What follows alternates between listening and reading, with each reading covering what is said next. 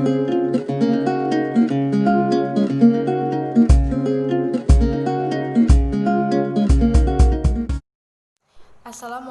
warahmatullahi wabarakatuh. Salam dan bahagia.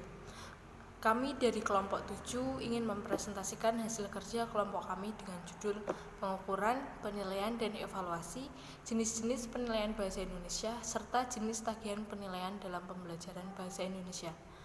Kelompok 7 ini beranggotakan Fitria Nur Hovifah 2018-015-347, Banatul Hanidar Anggitawati 2018-015-350, Nintia Anggun Febrianti 2018-015-355, Muhammad Hafid 2018-015-364, Suci Rahmawati 2018-015-365. Untuk materi yang pertama mengenai pengukuran, penilaian, dan evaluasi yang akan disampaikan oleh saya sendiri.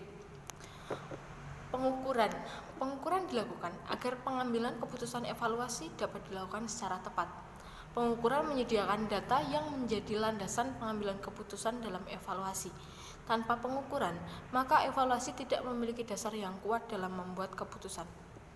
Untuk itu, pengukuran dilakukan sebelum evaluasi agar pengambilan keputusan dilakukan secara tepat. Selanjutnya yaitu fungsi pengukuran. Yang pertama yaitu penempatan. Siswa dikelompokkan ke dalam kelas-kelas sesuai dengan karakteristik dan kebutuhannya berdasarkan hasil pengukuran menggunakan tes. Untuk yang kedua yaitu seleksi. Tes dan beberapa alat pengukuran digunakan untuk mengambil keputusan tentang orang yang akan diterima atau ditolak dalam proses seleksi. Yang ketiga yaitu diagnostik. Diagnostik ini digunakan untuk mengetahui sebab-sebab masalah yang dialami oleh siswa. Yang keempat yaitu pengukuran keberhasilan. Pada akhir proses belajar mengajar, hasil yang dicapai siswa dalam proses itu diukur menggunakan tes untuk mengetahui tingkat keberhasilan siswa. Selanjutnya yaitu makna penting dari pengukuran. Yang pertama, bagi siswa. Siswa dapat mengetahui hasil belajarnya. Siswa juga dapat mengetahui apakah cara belajar yang sudah digunakan itu efektif atau tidak. Dan untuk meningkatkan hasil belajarnya di kemudian hari. Yang kedua, bagi guru. Pengukuran ini dapat digunakan untuk mengukur apakah cara mengajarnya sudah efektif atau belum. Yang ketiga yaitu orang tua. Dengan pengukuran, orang tua ini mendapatkan informasi untuk memberikan penilaian kepada sekolah sebelum memilihkan sekolah untuk memberikan pendidikan kepada anaknya. Yang keempat yaitu bagi sekolah. Dengan pengukuran, mengetahui prestasi sekolah sejauh mana sekolah mengolah pembelajarannya. Yang kelima yaitu bagi pemerintah. Pengukuran dilakukan untuk menyusun patok mutu pendidikan. Materi selanjutnya akan disampaikan oleh Mbak Suci. Yang kedua, penilaian. Penilaian diartikan sebagai proses membentuk nilai suatu objek. Untuk dapat menentukan suatu nilai atau harga suatu objek, diperlukan adanya ukuran atau kriteria. Misalnya untuk dapat mengatakan baik, sedang, kurang, diperlukan adanya ketentuan atau ukuran yang jelas bagaimana yang baik, yang sedang, dan yang kurang. Itulah yang dinamakan kriteria. Dari pengertian tersebut dapat dikatakan bahwa ciri penilaian adalah adanya objek atau program yang dinilai dan adanya kriteria sebagai dasar untuk membandingkan antara kenyataan atau apa adanya dengan kriteria atau apa yang seharusnya. Fungsi penilaian. Yang pertama, penilaian berfungsi selektif. Sekolah dapat menggunakan hasil penilaian untuk menyeleksi penerimaan siswa baru, kenaikan kelas, seleksi beasiswa, dan kelulusan.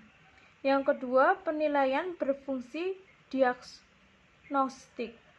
Dengan mengadakan penilaian, sebenarnya guru mengadakan diagnosa kepada siswa tentang kelebihan dan kelemahannya. Dengan diketahui sebab-sebab kelemahan ini akan mudah dicari untuk mengatasinya. Yang ketiga, penilaian berfungsi sebagai penempatan. Untuk dapat menentukan dengan pasti di kelompok mana seorang siswa harus ditentukan, digunakan penilaian. Yang nomor 4, penilaian berfungsi sebagai pengukur keberhasilan. Penilaian ini dimaksud untuk mengetahui sejauh mana suatu program berhasil ditetapkan. Yang ketiga, evaluasi. Pengertian evaluasi dapat dijelaskan secara bahasa maupun harfiah. Secara bahasa, evaluasi berasal dari kata bahasa Inggris evaluation, yang artinya penaksiran dan penilaian. Sedangkan secara harfiah, evaluasi adalah proses menentukan nilai untuk suatu hal atau objek berdasarkan acuan tertentu untuk mencapai tujuan tertentu. Materi selanjutnya akan disampaikan oleh Mas Hafid. Terima kasih Mbak Suci. Yang slide berikutnya akan saya jelaskan, yaitu tujuan evaluasi. Secara umum, tujuan evaluasi dalam bidang pendidikan ada dua, yaitu 1. Menghimpun bahan-bahan keterangan yang akan dijadikan sebagai bukti mengenai taraf perkembangan atau taraf kemajuan yang dialami oleh para peserta didik setelah mereka mengikuti proses pembelajaran dalam jangka waktu tertentu. Yang kedua, yaitu mengetahui tingkat efektivitas dari metode-metode pengajaran yang telah dipergunakan dalam proses pembelajaran selama jangka waktu tertentu. Yang selanjutnya yaitu tujuan khusus dari kegiatan evaluasi dalam bidang pendidikan adalah 1. Merangsang kegiatan peserta didik dalam menempuh program pendidikan. Yang kedua, yaitu mencari dan menemukan faktor-faktor penyebab keberhasilan dan kegagalan peserta didik dalam mengikuti program pendidikan sehingga dapat dicari dan ditentukan jalan keluar atau cara-cara perbaikannya. Yang slide berikutnya yaitu fungsi evaluasi. Fungsi pokok evaluasi ada 3. Yang pertama yaitu mengukur kemajuan. Yang kedua, menunjang penyusunan rencana. Yang ketiga, memperbaiki atau melakukan penyempurnaan kembali. Dan fungsi evaluasi dalam dunia pendidikan bagi peserta didik dan pendidik. 1. Segi psikologis. Yang kedua, segi didaktik. Yang ketiga, metodik. Yang keempat, segi administratif. Yang slide berikutnya yaitu jenis-jenis penilaian bahasa Indonesia. Yang pertama, penilaian tertulis. Penilaian tertulis biasanya diadakan untuk waktu yang terbatas dan dalam kondisi tertentu.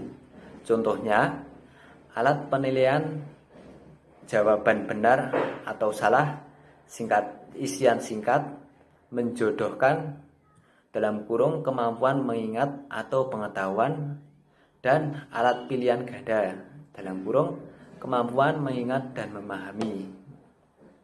Bentuk penilaian tertulis ini untuk kegiatan pembelajaran bahasa hanya digunakan untuk menilai hal-hal yang terkait dengan pengetahuan bahasa atau keterampilan berbahasa. Yang kedua yaitu penilaian kinerja atau performance.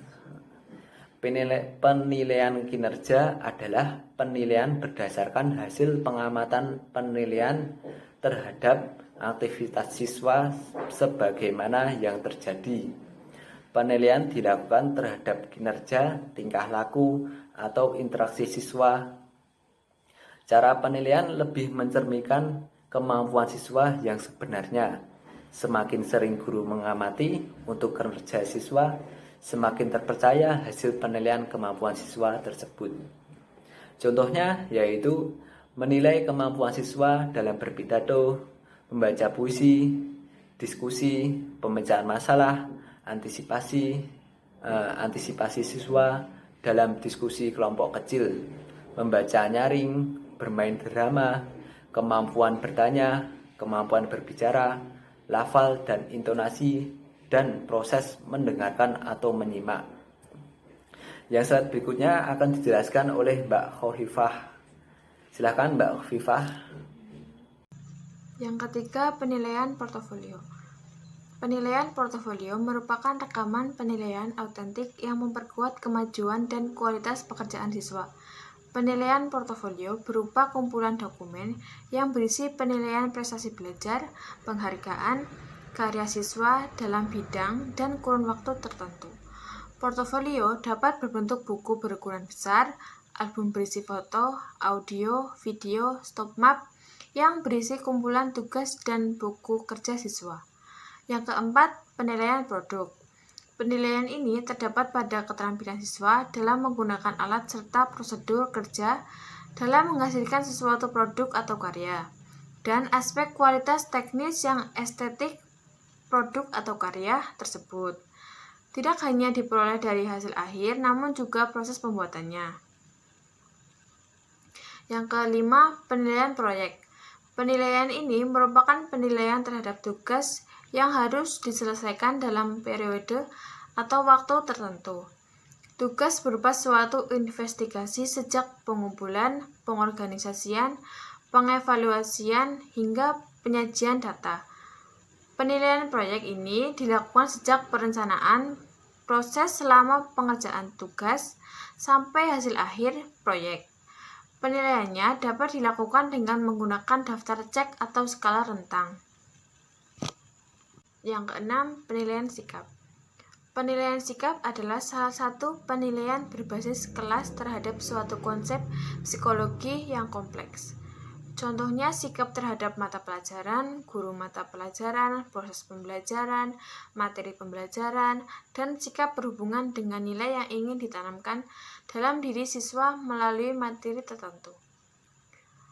Penilaian sikap dapat dilakukan dengan cara observasi perilaku, pertanyaan langsung, dan penggunaan skala sikap.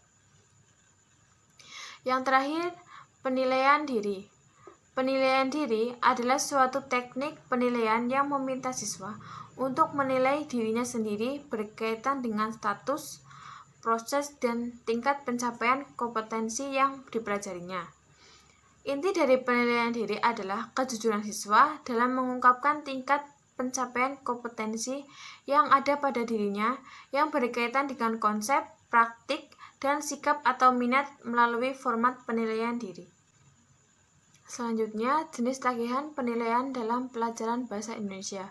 Penilaian berbasis kompetensi dasar. Yang pertama, kuis. Kuis merupakan tes secara singkat yang membutuhkan waktu yaitu sekitar 10-15 menit. Bentuk jawaban soal berupa isian singkat. Biasanya dilakukan sebelum pelajaran dimulai atau juga dapat dilakukan setelah pelajaran selesai diberikan untuk mengetahui pemahaman siswa terhadap pelajaran yang baru diberikan. Yang kedua, pertanyaan lisan. Pertanyaan lisan merupakan pertanyaan yang diberikan berupa pengetahuan atau pemahaman.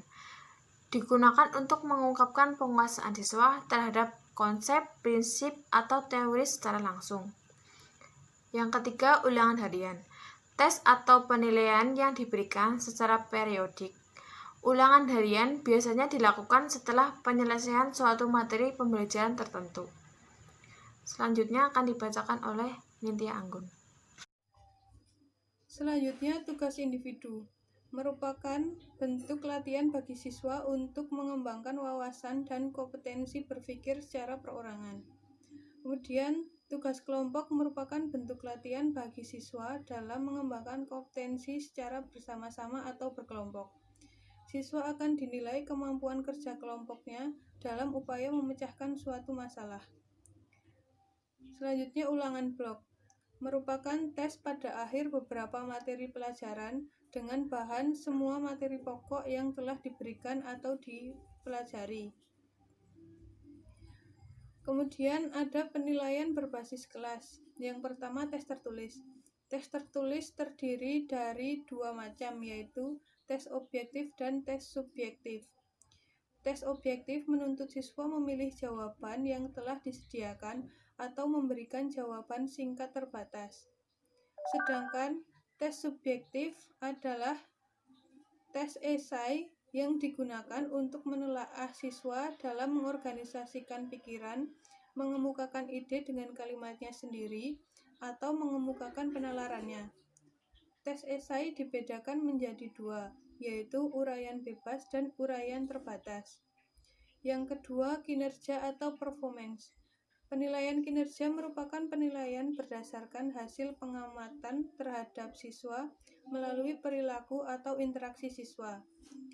Yang ketiga, ada penugasan atau proyek.